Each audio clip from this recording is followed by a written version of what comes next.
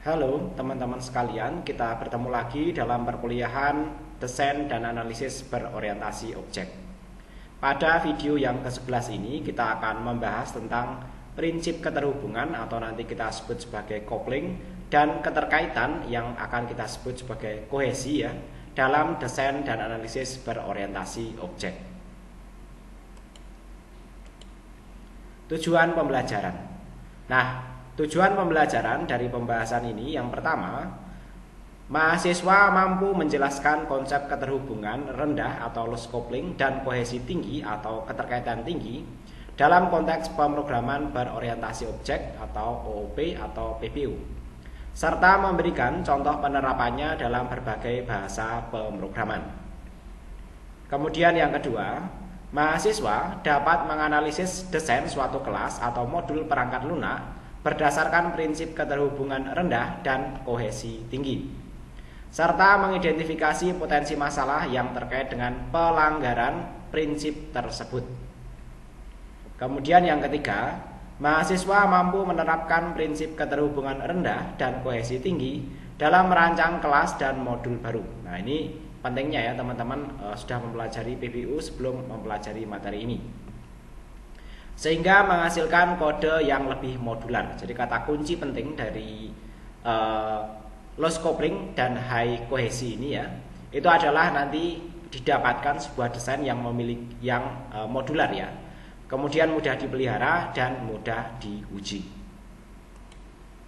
Nah, untuk prasyarat perkuliahan yang pertama, teman-teman mahasiswa diharapkan sudah memahami konsep dasar pemrograman berorientasi objek atau Object Oriented Programming ya, PBO atau OOP, yang meliputi di dalamnya setidak-tidaknya teman-teman sudah memahami mengenai kelas, objek, atribut, metode, pewarisan, dan polimorfisme. Kemudian teman-teman diharapkan juga sudah memahami mengenai notasi UML atau Unified Modeling Language, seperti simbol-simbol dasar dalam UML. Kemudian itu ya, di dalamnya ada kelas, objek, asosiasi, generalisasi, dan dependensi. Termasuk teman-teman diharapkan juga sudah memahami mengenai logika dasar pemrograman ya, seperti konsep if, then, else ya, dan berbagai variannya itu ya, kemudian perulangan dan lain sebagainya. Nah, kita masuk ke inti materi. Yang pertama mengenai keterhubungan atau coupling. Pengertian coupling sendiri kurang lebih seperti berikut ya. Coupling adalah tingkat ketergantungan antara modul atau kelas dalam suatu sistem ya, ketergantungan dengan kelas lain ataupun dengan komponen lain. Nah, tingkat keterhubungan nanti ada dua macam ya. Nanti ada keterhubungan tinggi, yaitu modul sangat bergantung pada modul lain. Perubahan pada satu modul dapat berdampak besar pada modul yang lainnya. Sedangkan yang kedua ya, jenisnya adalah keterhubungan rendah, di mana modul relatif independen ya. Jadi ini relatif ya, relatif mandiri ya, tidak terlalu tergantung pada modul yang lainnya.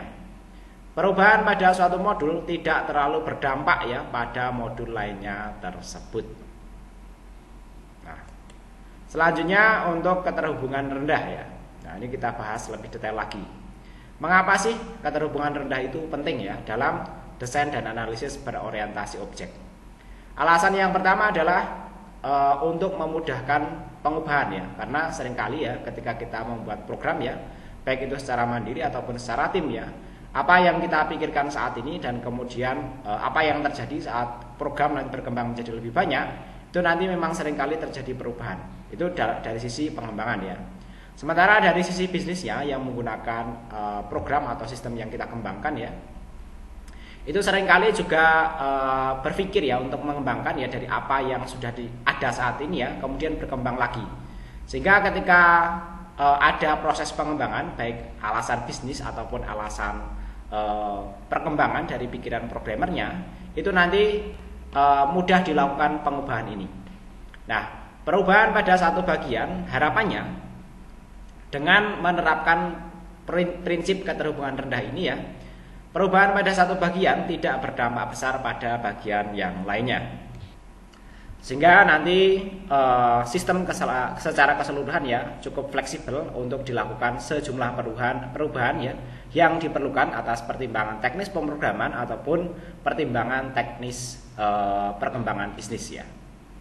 Kemudian yang kedua alasannya mengapa keterhubungan rendah yaitu kemudahan untuk diuji. Nah, modul ya dengan adanya keterhubungan rendah ya nanti dapat diuji secara independen antar modulnya sehingga nanti pengujian ya tidak harus satu kali menyeluruh kepada seluruh sistem, tapi nanti masing-masing setiap kali selesai proses pengembangan bisa diuji secara independen ya sehingga nanti kualitas produk benar-benar nanti bisa dikembangkan sekaligus nanti bisa realistis untuk dipelihara. Kemudian berikutnya mudah juga untuk dipahami. Nah ini penting juga ya kaitannya dengan lamanya waktu pengembangan ya jangan sampai pengembang ya ketika sudah sampai pada tahap yang kompleks atau rumit ya itu nanti lupa ya mengenai apa maksud dari kode-kode program yang sudah dibuat sebelumnya ya. Nah dengan adanya keterhubungan rendah ini ya nanti kode diharapkan menjadi lebih mudah untuk dibaca dan dipahami kembali. Apalagi nanti kalau pengembangannya estafet dilanjutkan oleh tim lain atau oleh orang lain. Dengan adanya prinsip ini nanti harapannya walaupun misalnya dikembangkan pengembangannya dilanjutkan oleh orang lain itu nanti tetap mudah dipahami dan nanti dikembangkan lebih lanjut. Kemudian pertimbangan berikutnya pentingnya mengenai keterhubungan rendah atau low loss coupling ini ya yaitu mengenai reusabilitas ya. Nah, modul dengan keterhubungan rendah ini nantinya diharapkan lebih mudah untuk digunakan kembali dalam proyek lain atau di bagian lain dalam proyek tersebut ya. Selanjutnya kohesi ya, pengertian dari kohesi. Kalau tadi pengertian dari coupling ya. Definisi dari kohesi. Kohesi adalah tingkat keterkaitan antara elemen-elemen dalam satu modul atau kelas ya. Nah nanti tingkatan kohesi juga dibagi menjadi dua seperti coupling ya. Nanti ada kohesi tinggi di mana semua elemen dalam modul memiliki hubungan yang erat atau kaitan yang erat ya dan mendukung tujuan yang sama. Sementara kohesi rendah ya elemen dalam modul tidak memiliki hubungan yang jelas dan tujuan yang berbeda-beda sehingga nanti kalau mau dihubungkan itu nanti kesulitan ya. Nah, kenapa penting kohesi tinggi ya? Sekali lagi dengan adanya kohesi tinggi ya nanti masing-masing modul fungsionalitasnya diketahui ya dan mudah dipahami. Modul dengan kohesi tinggi nanti lebih mudah dipahami karena semua elemennya saling terkait. Kemudian yang kedua, mudah dipelihara. Perubahan pada satu bagian tidak akan berdampak besar pada bagian lain dalam modul yang sama ya. Karena bagaimanapun nanti ini masing-masing berdiri sebagai modul sendiri-sendiri. Kemudian berikutnya reusabilitas ya. Modul dengan kohesi tinggi lebih mudah untuk digunakan kembali. Jelas ya karena memiliki tingkat keterkaitan yang tinggi dengan bagian-bagian yang lainnya. Nah, berikutnya kita lihat contoh penerapan ya. Contoh penerapan untuk keterhubungan rendah yaitu misalnya menggunakan kelas utilitas yang berisi banyak fungsi dengan tujuan yang berbeda-beda. Sementara untuk contoh kohesi tinggi membuat kelas yang hanya bertanggung jawab untuk tugas yang spesifik. Jadi nanti setiap kelas selayaknya itu memiliki tugas yang spesifik. Tidak apa-apa nanti jumlah kelas kita banyak ya. Namun demikian ya nanti mudah dikelola dan nanti dikembangkan jika itu diperlukan. Nah, kita simplifikasi ya pemahaman kita mengenai coupling dan kohesi ini sehingga nanti harapannya kita benar-benar paham ya sampai di alam bawah sadar kita ya. Yang pertama mengenai coupling ya kita tegaskan ya bahwa coupling ini adalah ketergantungan antara modul satu dengan modul yang lainnya. Jadi nanti bahasanya mungkin kalau ini kan memang asalnya dari bahasa Inggris ya. Kalau tadi di awal-awal saya menyebutnya sebagai keterhubungan ya. Mungkin nanti bisa kita pertegas dan kita simplifikasi ya. Ini coupling ini kita sebut sebagai ketergantungan. Bayangkan jika kita mengubah satu modul A, tapi karena modul lain memiliki ketergantungan terhadap modul A, maka efek perubahan ini mungkin saja punya impact atau dampak terhadap modul yang lainnya. Karena itu loss coupling menjadi sangat penting dalam perancangan software sehingga nanti mudah atau fleksibel melakukan perubahan-perubahan tanpa berisiko berdampak pada modul-modul yang lainnya yang nanti memiliki ketergantungan terhadap modul yang kita lakukan perubahan tadi. Kemudian kohesi ya. Ini adalah keterikatan fungsi-fungsi dalam suatu modul. Maksudnya modul yang dibuat memiliki fungsi-fungsi yang serupa untuk satu tanggung jawab.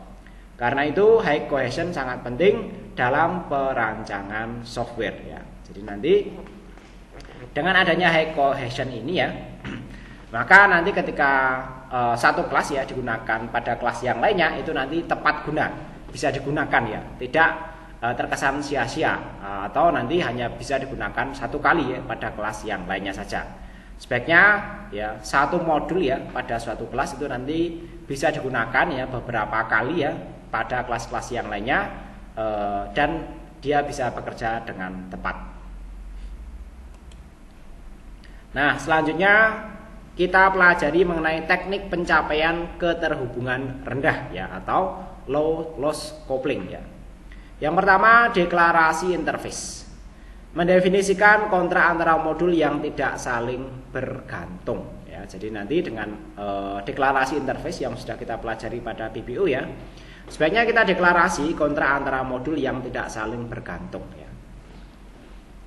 Kemudian yang kedua, modul hanya berinteraksi melalui interface, bukan melalui implementasi ya, sehingga nanti hierarkinya jelas ya. Jadi modul-modulnya itu terhubung dengan interface mana ya. Ini kaitannya untuk melihat ya hubungan-hubungan antara modul tersebut. Berikutnya dependency injection ya. Menginjeksi dependensi pada saat runtime bukan pada saat kompilasi. Jadi perhatikan untuk injeksi ya dari dependensinya sebaiknya pada saat runtime bukan saat kompilasi. Nah, ini terutama untuk program-program berbasis kompilasi seperti Java, VB.NET ya ataupun yang lainnya. Kemudian memudahkan penggantian dependensi juga. Perhatikan ya dalam membuat dependensi dibuat agar semudah mungkin ya. Jangan sampai ketika nanti terjadi perubahan atau perkembangan dalam kode kita, mau merubah dependensinya kita akan kesulitan. Selanjutnya loss coupling ya.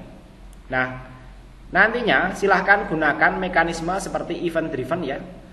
Event driven arsitektur ya atau message passing ya untuk mengurangi ketergantungan langsung antar modul ya. Biasanya kalau prakteknya ya dalam modul-modul atau metode-metode yang kita buat ya dalam PBU ya itu menerapkan kinerja suatu fungsi atau metode ya yang berbeda-beda ya dengan memberikan parameter pada fungsi atau metode tersebut yang berbeda ya, sehingga nanti menerapkan argumen dan parameter ya sehingga nanti suatu fungsi itu bisa memiliki kinerja yang berbeda berdasarkan inputan parameter yang diberikan.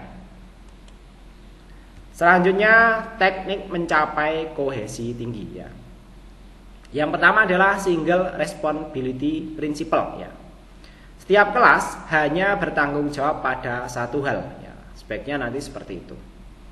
Kemudian cohesion metric ya. Nah, nanti silakan gunakan metrik kohesi ya untuk mengukur tingkat kohesi suatu modul ya. Jadi nanti tingkat keterhubungannya dibuat metriknya atau dibuat tabelnya, tabel metriknya ya, hubungan satu modul dengan modul yang lainnya.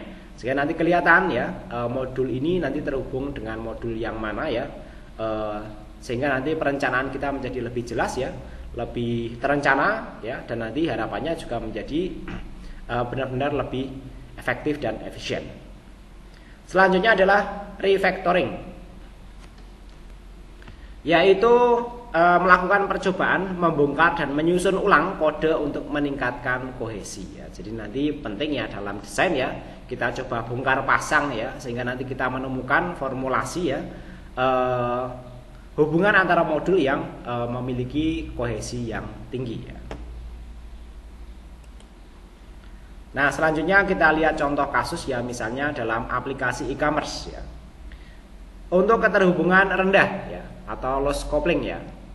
Modul pembayaran tidak tergantung pada modul pengiriman ya, sehingga nanti apa yang dilakukan pada modul pembayaran ya tidak terpengaruh pada modul pengiriman dan sebaliknya atau vice versa ya.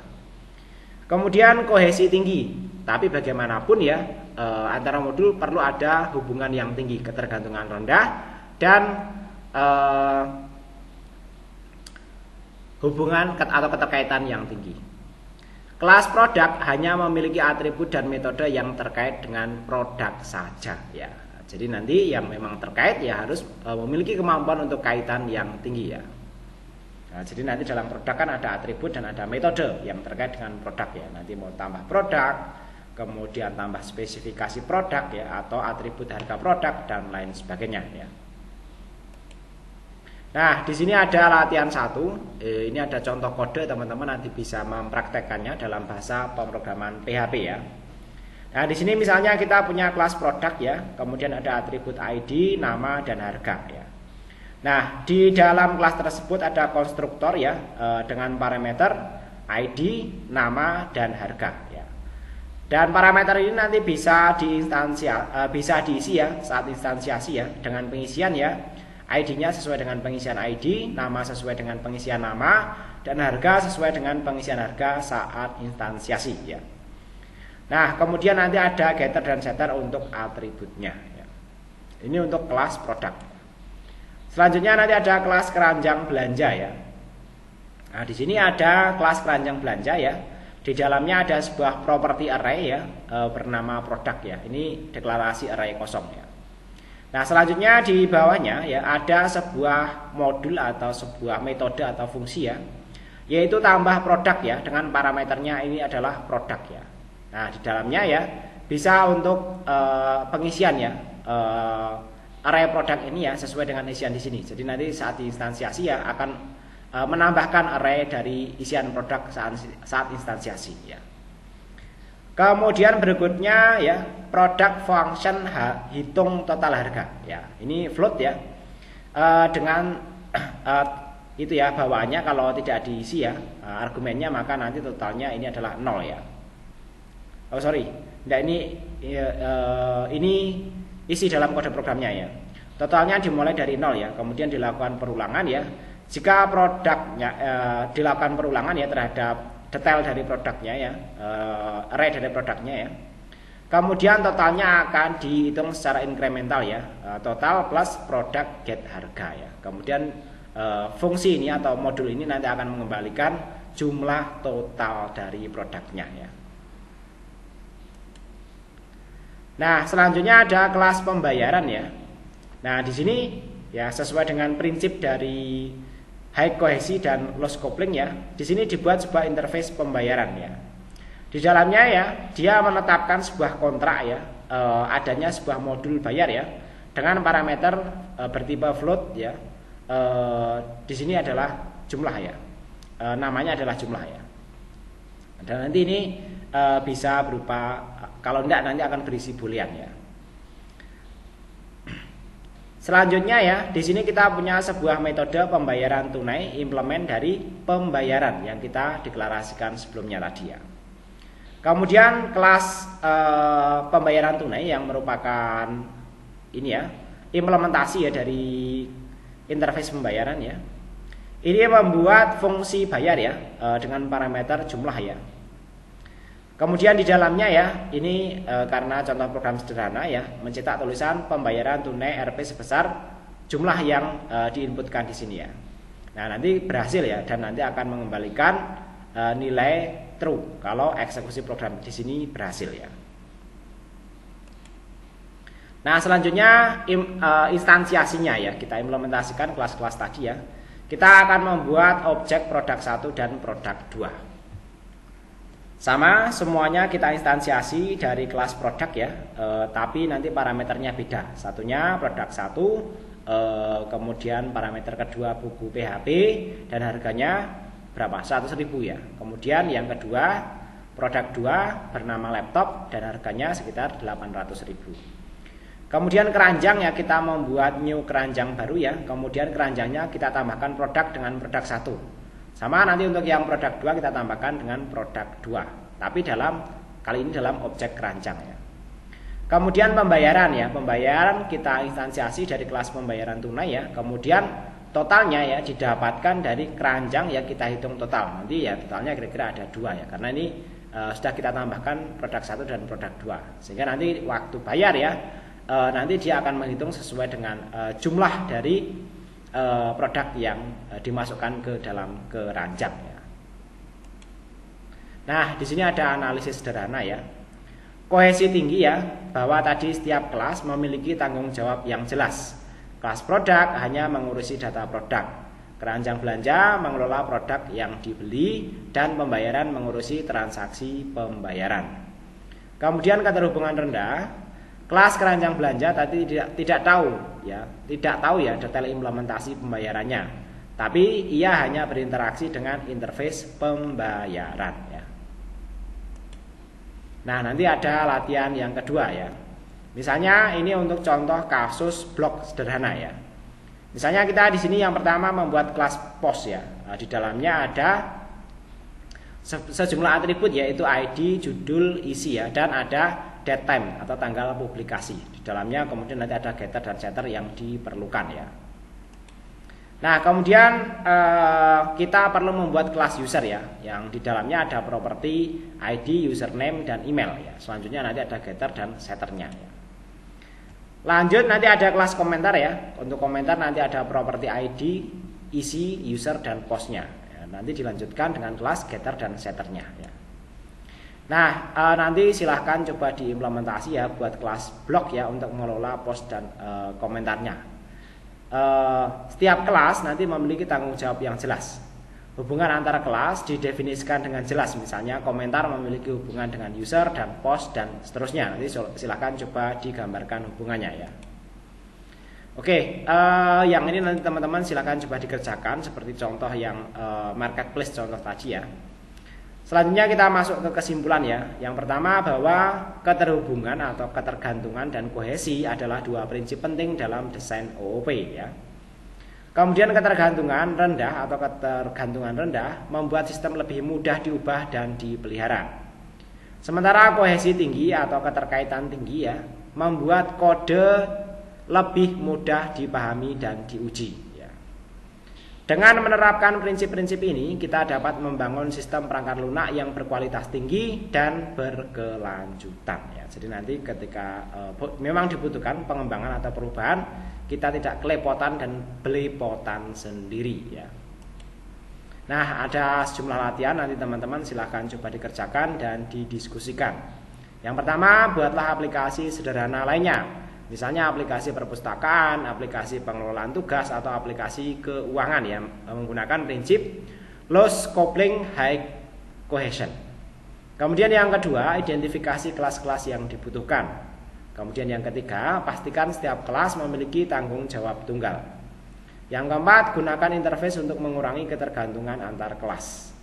Selanjutnya yang kelima, terapkan prinsip solid atau single responsibility principle, open close principle, list of substitution principle, interface segregation principle, dan dependency inversion principle. Baik, saya kira demikian ya materi utama yang dapat saya sampaikan. Selanjutnya teman-teman silahkan dielaborasi ya, sehingga materi ini nanti benar-benar bisa dipahami ya ke alam bawah sadar kita. Terima kasih. Mudah-mudahan bermanfaat dan mohon maaf jika ada kesalahan ataupun kekurangannya. Sampai ketemu lagi pada video pembelajaran berikutnya.